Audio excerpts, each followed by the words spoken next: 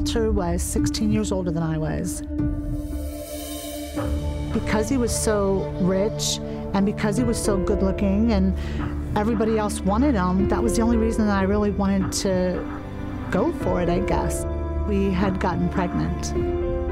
We had a black and white formal wedding on December 16th, 1989. That's when it all started. He always could say that he was working overtime, but come to find out years down the road, it wasn't overtime. He was a sex addict. And he literally, at one point, I believe, had a woman for every day of the week, as well as myself. Every single person that knew us thought that we were just this perfect American family. I was miserable. I was so empty. Can you just give me a divorce? Like, can you just let me go? I won't ask you for $1. He said, it'll be over my dead body, and don't you know that I love you and that I'm in love with you and you're the only one that matters to me? And I said, but I'm not the only one. You've got all these other women. I really hated him. I mean, saying the word isn't even enough to tell you how much I hated him. I went to an attorney and I hired him to start the process of the divorce. That morning, he woke up and he was getting ready for work and there was a crash in the bathroom. I didn't know that he was having a stroke, but that's exactly what was happening. Now, mind you, I don't like this guy. So all I'm thinking right now is, die. Just die.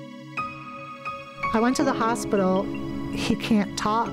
He can't move. All he can do is just look at you. It was really hard. Over the next weeks, they started teaching me how to take care of him. More so now, I'm reading the Bible and I'm making sure that I don't miss church, and I'm really hungry to hear what to do. God showed me that I can't be forgiven until I forgive others. A couple weeks later then, the hospital calls and says, okay, Walter's coming home. And I'm like, oh, that's fine, you know, send him a nurse, da-da-da-da, whatever. They said, no, the insurance has dropped. Now we have no money, we have no insurance, and I'm doing all this by myself. And I was just like, you've got to be kidding me. God, that's not what I wanted. In '97, we went to Easter service.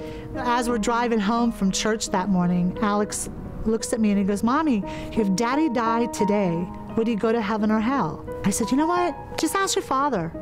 When we get home, just ask Daddy. We got to the house and he ran inside to the bedroom and he said, Daddy, if you died today, would you go to heaven or hell? He was bawling, crying so loud. As I'm standing in the hallway, I'm thinking, this stinks. Because now, if he receives you, Lord, I'm gonna have to forgive him. Alex goes, okay, Mommy, Daddy can blink his eyes that he receives it. Walter blinks his eyes. Walter gets saved. Now I've got to surrender, I've got to submit, I've got to love him, and I've got to forgive him. How in the world, Lord, are you gonna pull that off? So one day I was cleaning him, our eyes like totally locked. I couldn't stop staring at him, you know? And he started crying.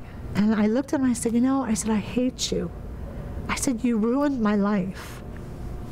But God is telling me that I have to forgive you.